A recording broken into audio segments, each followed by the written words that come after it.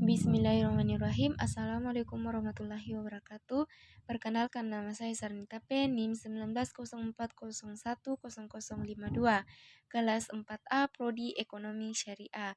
Di sini saya akan menjelaskan tentang perlindungan konsumen sebagai tugas mata kuliah aspek hukum ekonomi. Dosen pengampu yaitu Dr. Takdir SH MH.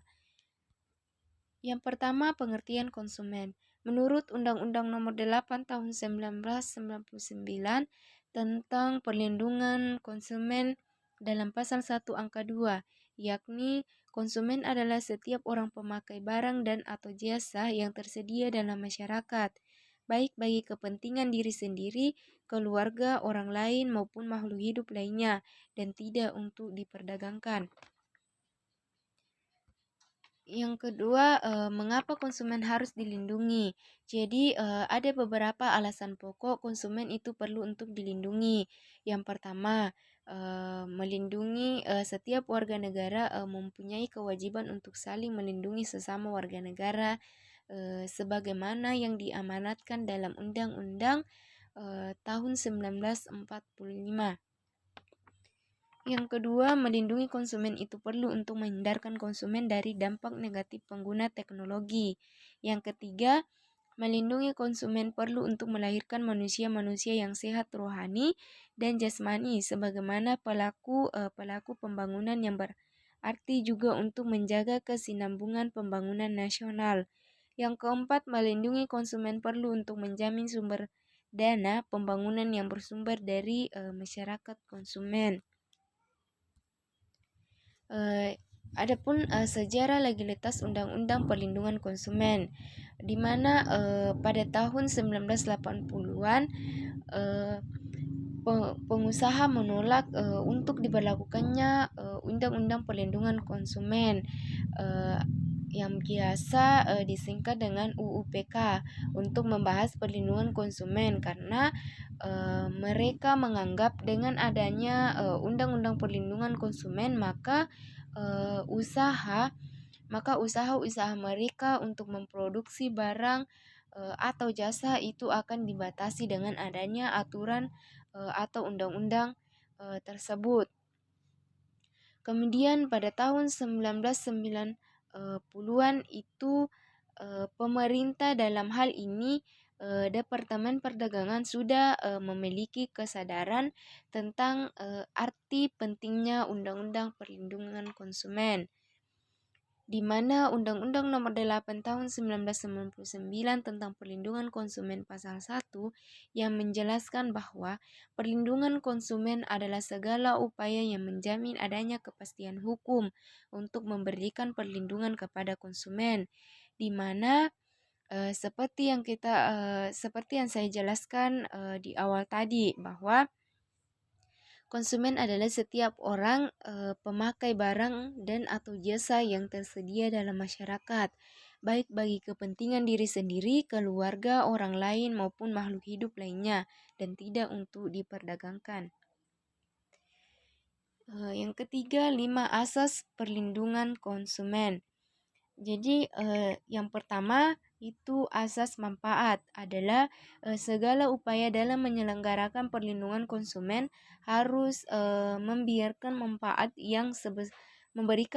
yang sebesar-besarnya bagi kepentingan konsumen dan pelaku usaha secara keseluruhan.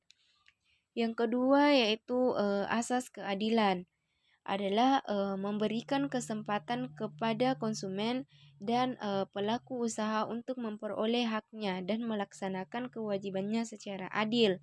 Yang ketiga, asas keseimbangan adalah memberikan keseimbangan antara kepentingan konsumen, pelaku usaha, dan pemerintah dalam arti material maupun spiritual. Yang keempat, asas keamanan dan keselamatan konsumen adalah untuk memberikan jaminan atas keamanan dan keselamatan kepada konsumen dengan pengguna, pemakai, dan pemanfaatannya barang dan atau jasa yang dikonsumsi atau digunakannya. Yang kelima, asas kepastian hukum, di mana asas ini adalah baik pelaku maupun konsumen mentaati hukum dan memperoleh keadilan dalam penyelenggaraan perlindungan konsumen serta negara menjamin kepastian hukum. Yang keempat, hak konsumen. Yang pertama, hak atas kekayaan, keamanan, dan keselamatan dalam mengonsumsi barang atau jasa. Yang kedua, hak untuk memilih barang dan atau jasa serta mendapatkan barang atau jasa tersebut sesuai dengan nilai tukar dan kondisi serta jaminan yang dijanjikan. Yang ketiga, hak atas informasi yang benar, jelas, dan jujur mengenai kondisi dan jaminan barang atau jasa. Jadi, ketika kita menjual atau menjual itu kita harus jujur kepada pelanggan mengenai kondisi barang kita. Yang keempat yaitu hak untuk didengar pendapat dan keluhannya atas barang atau jasa yang digunakan. Kewajiban konsumen. Yang pertama, membaca atau mengikuti petunjuk informasi dan prosedur pemakai atau pemanfaatan barang dan atau jasa demi keamanan dan keselamatan. Yang kedua, beritikat baik dalam melakukan transaksi pembelian barang dan atau jasa. Yang ketiga, membayar sesuai dengan nilai tukar yang disepakati. Yang keempat, mengikuti upaya penyelesaian hukum sengketa perlindungan konsumen secara patut. Kelembagaan konsumen ada 3. Yang pertama, Badan Perlindungan Konsumen Nasional atau BPKN. Yang kedua, Lembaga Perlindungan Konsumen Swadaya Masyarakat atau LPKSM. Yang ketiga, Badan Penyelesaian Sengketa Konsumen atau BPSK. Sekian dari saya. Itu saja yang dapat saya sampaikan. Wabillahi taufiq wal hidayah.